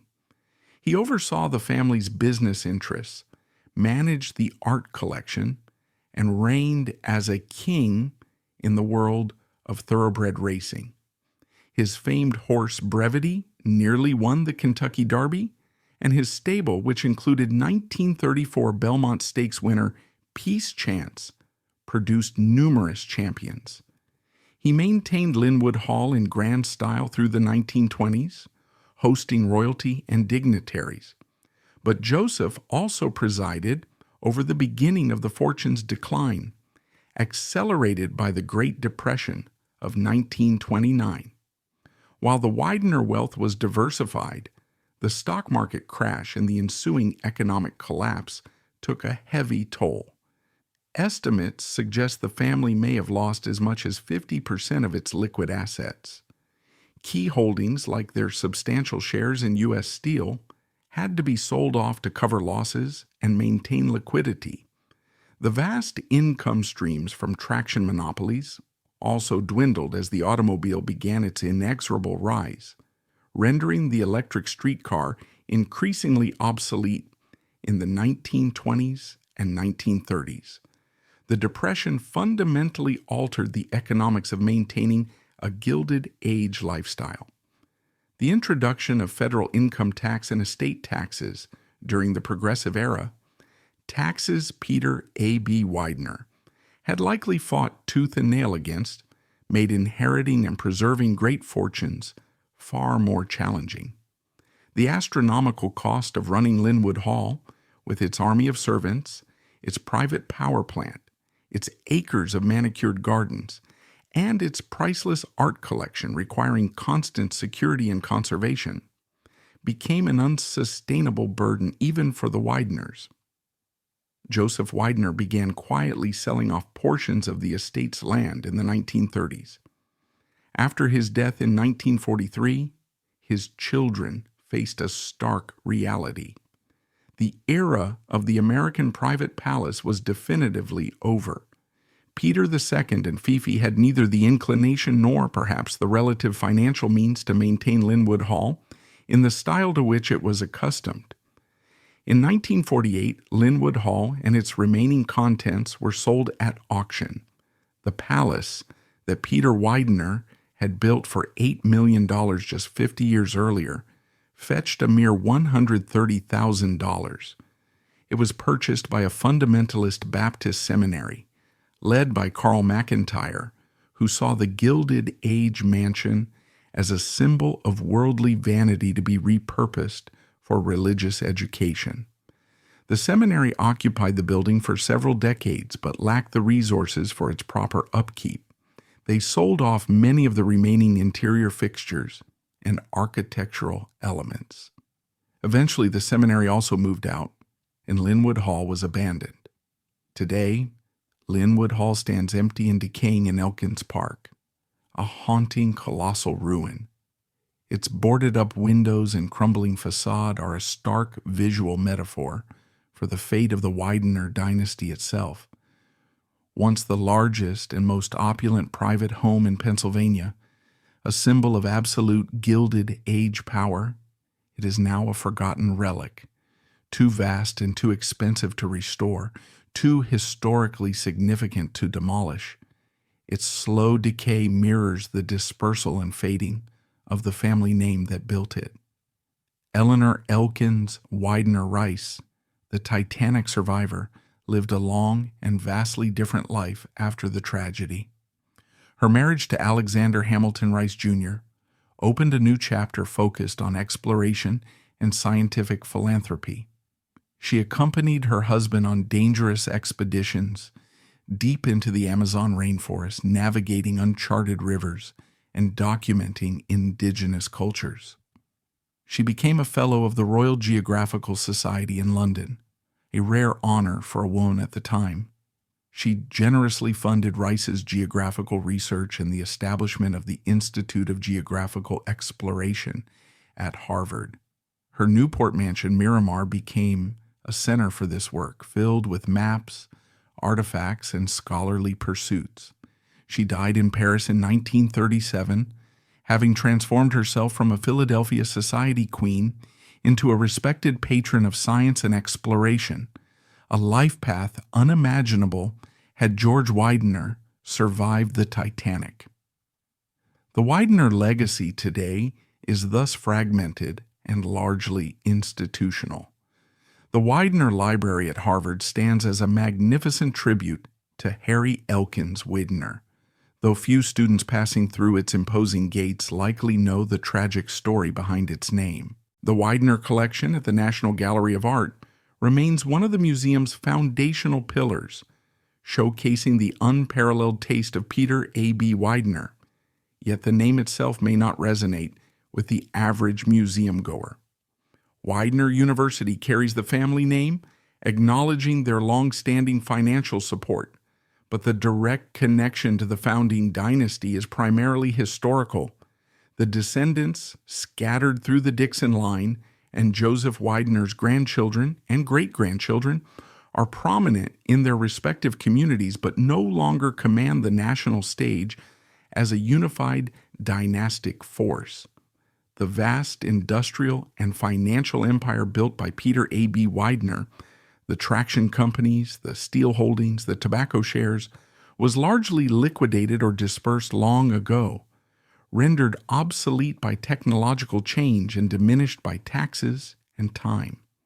The story of the Wideners after the Titanic is not one of continued ascent, but of a slow, graceful, and sometimes painful decline from the impossible heights of the Gilded Age. The dynasty was mortally wounded by the loss of its heirs, further eroded by economic depression and changing tax laws, and ultimately unable to sustain the colossal weight of its own initial success. Unlike the Rockefellers, who successfully transitioned their fortune into enduring philanthropic institutions and maintained a cohesive family presence for generations, the Wideners serve as a stark reminder of the Gilded Age's inherent fragility. Their immense wealth, built on the back of America's explosive urban growth, proved vulnerable to the unpredictable blows of personal tragedy and the inevitable tides of historical change. The butcher's son built an empire. The iceberg ensured it would not last. Did they sink the Titanic? The sheer scale of the Widener fortune, combined with the dramatic, almost unbelievable tragedy of the Titanic, inevitably created fertile ground for myth and suspicion. In the decades following the disaster, and particularly with the rise of the Internet, the Widener name became entangled in a web of conspiracy theories, narratives that sought to find hidden motives and sinister plots beneath the surface of historical events. These theories, often lurid and lacking credible evidence, focused primarily on the family's connection to the ill-fated ocean liner, attempting to recast the Wideners not as victims but as potential perpetrators or beneficiaries of a calculated catastrophe. While largely dismissed by serious historians, these persistent myths underscore the enduring public fascination with Gilded Age power and the lingering unease surrounding the circumstances of the Titanic disaster. The reality of the Wideners' influence, however, lay not in secret plots, but in the tangible, though ultimately fading, soft power they wielded through their monumental philanthropy and their position within America's social elite. The most enduring and widespread Titanic conspiracy theories involving the Wideners often intertwine with broader narratives about financial manipulation and powerful elites orchestrating events for their own gain. One persistent, though easily debunked strand alleges that the sinking was intentionally caused to collect insurance money. This theory points to the fact that the International Mercantile Marine, the J.P. Morgan, controlled trust that owned the White Star Line, and thus the Titanic, was reportedly in financial distress in 1912. Proponents of this theory suggest that Morgan, possibly with the complicity of investors like Peter Widener, arranged for the ship to sink on its maiden voyage to cash in on a massive insurance policy, supposedly held through Lloyd's of London. This insurance fraud theory collapses under basic scrutiny.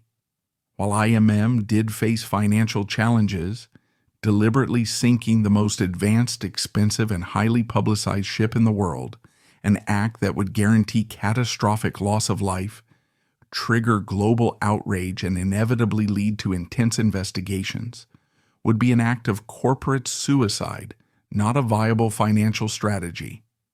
Furthermore, investigations after the sinking revealed that the Titanic was actually underinsured, meaning the payout would not have come close to covering the financial loss, let alone the reputational damage.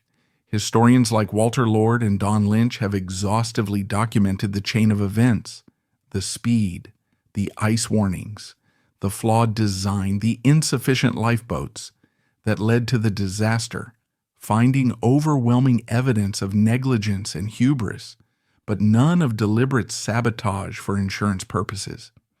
The presence of Peter Widener's own son and grandson among the victims further strains the credibility of any theory suggesting he was complicit in intentionally sinking the ship. A more elaborate and politically charged conspiracy theory attempts to link the Titanic disaster to the creation of the U.S. Federal Reserve in 1913.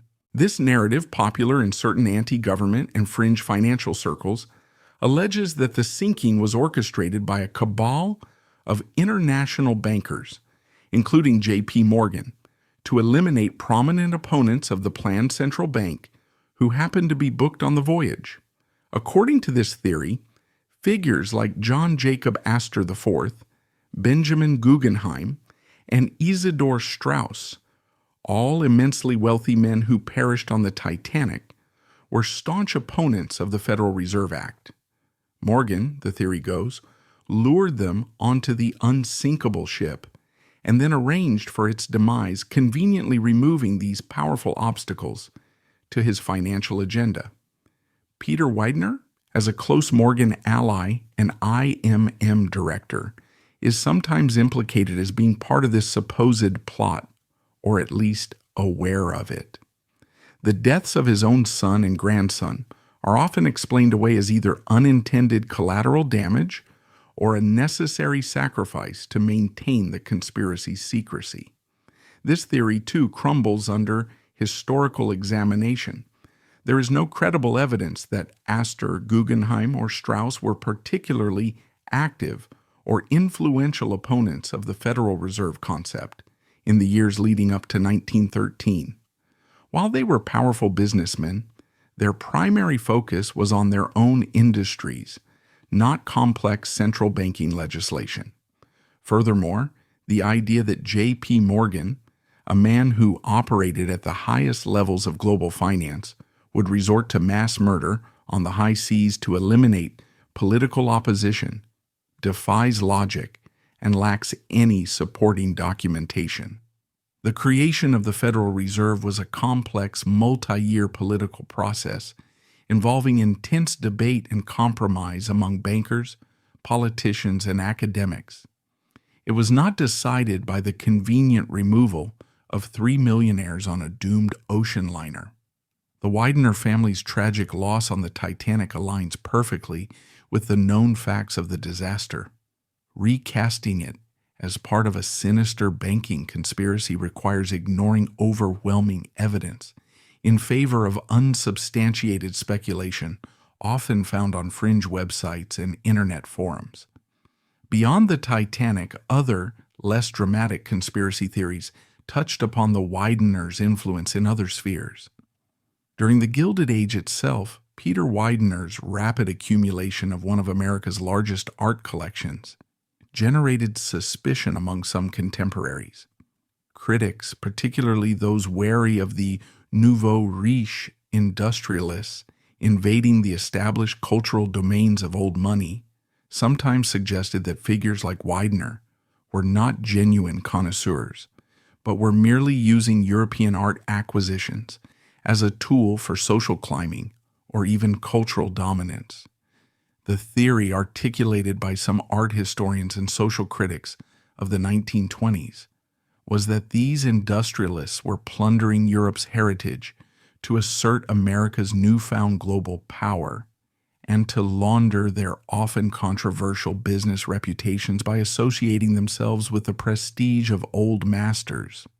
The role of dealers like Joseph Duveen, who famously catered to the Gilded Age plutocrats and sometimes inflated provenances or encouraged competitive bidding wars, fueled the perception that art collecting at this level was less about aesthetics and more about asserting financial and social supremacy. While perhaps less a conspiracy theory and more a historical critique of Gilded Age cultural practices, this narrative questioned the motives behind Widener's seemingly benevolent patronage of the arts. Dismissing these conspiracy theories, however, does not mean dismissing the Wideners' very real influence. While they may not have plotted to sink ships or control global banking, the family wielded significant soft power through channels that were entirely conventional yet profoundly impactful. Their philanthropy, their social standing, and their deep entanglement with the core institutions of American wealth and culture. The most enduring and visible legacy of the Widener family lies in their transformative philanthropic gifts to major American institutions. These acts, particularly the funding of the Widener Library at Harvard and the donation of the core art collection to the National Gallery of Art represent a scale of giving that permanently shaped the cultural and educational landscape of the nation. The Harry Elkins Widener Memorial Library at Harvard University stands as perhaps the most poignant example. Eleanor Elkins Widener's gift, made in the immediate aftermath of the Titanic tragedy, was not merely a generous donation. It was an act that fundamentally reshaped Harvard Yard and the university's intellectual infrastructure. The $2 million she provided funded the construction of a colossal building designed by Horace Trumbauer, capable of housing millions of volumes. It replaced the inadequate Gore Hall and became, overnight, one of the world's great university libraries. The library's very existence is a testament to the scale of the Widener fortune and Eleanor's determination to create an enduring monument to her lost son.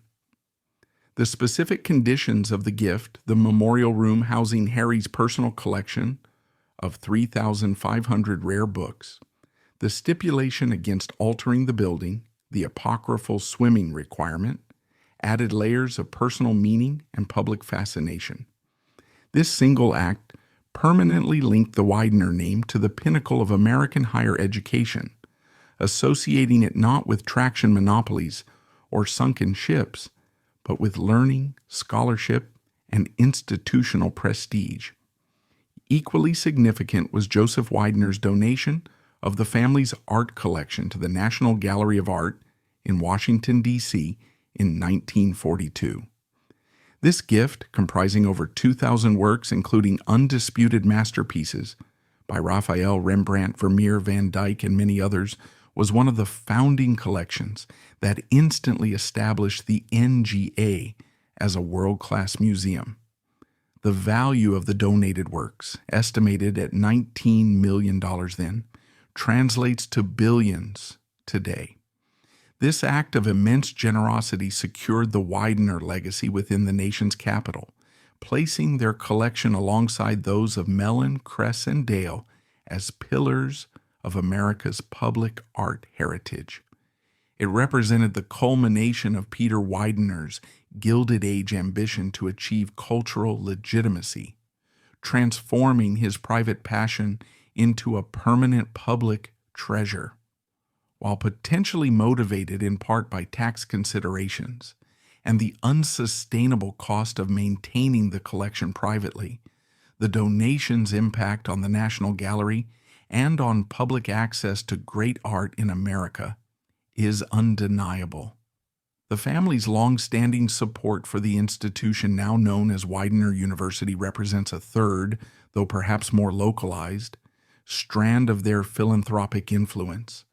While not involving a single dramatic gift on the scale of the Harvard Library or the NGA donation, the family's consistent financial contributions over many decades played a crucial role in the growth and development of this Delaware County institution. The renaming of the school in their honor in 1972 solidified this connection, linking the Widener name to education and community development within the greater Philadelphia region, where the family's fortune originated. Beyond these major institutional gifts, the Wideners wielded influence through their deep integration into the social elite of the Gilded Age and early 20th century. Peter Widener's move from Philadelphia butcher to associate of J.P. Morgan and Andrew Carnegie was a remarkable ascent.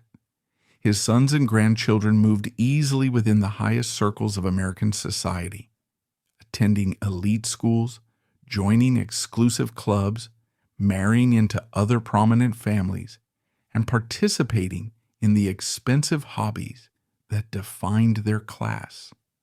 Joseph Widener's passion for thoroughbred horse racing is a prime example of this social influence. His Erdenheim farm was not just a hobby. It was a major force in the sport of kings. He imported top European bloodlines, bred champion horses, and achieved racing's ultimate prize with his victory in the 1933 Kentucky Derby. His influence extended to the governance of the sport. He served as president of the prestigious Hialeah Park racetrack in Florida and was a key figure in national racing associations. This involvement placed him at the center of a powerful network of wealthy sportsmen, breeders, and financiers, a world where business deals were often made and social alliances cemented amidst the glamour of the racetrack. While less tangible than building a library or donating a Rembrandt, this influence within elite social and sporting circles was a significant component of the Widener dynasty's power and prestige during Joseph's lifetime. However, it is crucial to place the Wideners' influence in proper perspective, particularly when compared to other great American and global dynasties. While their wealth was immense and their impact on specific institutions profound, their overall reach and enduring institutional footprint were ultimately less extensive than families like the Rockefellers or European counterparts like the Rothschilds. The Rockefellers, for instance, translated their initial industrial fortune into a vast, multi-generational network of philanthropic institutions. The Rockefeller Foundation, the University of Chicago, Rockefeller University, the Rockefeller Brothers Fund, that continue to shape global policy in health, education, and international relations to this day. They maintained a cohesive family presence and actively managed these institutions for generations. The Rothschilds, operating on a global scale for centuries, built an unparalleled international banking dynasty with deep political connections across multiple continents. The Wideners, by contrast, did not create such enduring, self-perpetuating institutions bearing their name, aside from the specific library and university connections. Their core industrial empire, the traction companies, became obsolete. Their vast art collection was dispersed or donated. Their family line, fractured by the Titanic tragedy and lacking a strong patriarchal figure after Peter Widener, gradually faded from the national stage. Their power, while enormous during the Gilded Age, proved less institutionalized and ultimately less durable. It was deeply tied to the specific economic conditions of late 19th and early 20th century urban industrialization, a period that eventually gave way to new technologies, new economic structures, and new forms of wealth. The final verdict on the Widener dynasty, therefore, is not one of hidden conspiracy or enduring global influence. It is rather the quintessential cautionary tale of the American Gilded Age. Their story encapsulates both the astonishing opportunities for wealth creation during that era and its inherent precariousness. Peter Widener's rise exemplifies the potent combination of ambition, timing, and ruthlessness that could propel an individual from humble origins to unimaginable riches by harnessing the forces of urbanization and industrial consolidation. But the subsequent history of the family highlights the fragility of such fortunes. Their reliance on specific, eventually obsolete technologies, their vulnerability to unpredictable personal tragedy, the corrosive effects of inherited wealth without responsibility, and the changing social and economic landscape all contributed to the dynasty's relatively rapid decline from its peak. The conspiracy theories, while largely unfounded, speak to the enduring mystique and public suspicion surrounding the immense, almost unaccountable power wielded by figures like Peter Widener during the Gilded Age. The reality, however, is perhaps more poignant. An empire built with ferocious intensity, reaching unparalleled heights of wealth and splendor, ultimately proved as vulnerable as the great ship that carried its heirs to their doom. The enduring legacy of the Wideners lies not in secrets or hidden control, but in the magnificent public institutions their fortune endowed, and in the haunting, decaying grandeur of Lynnewood Hall, a silent monument to a Gilded Age dream that, for this family, could not last.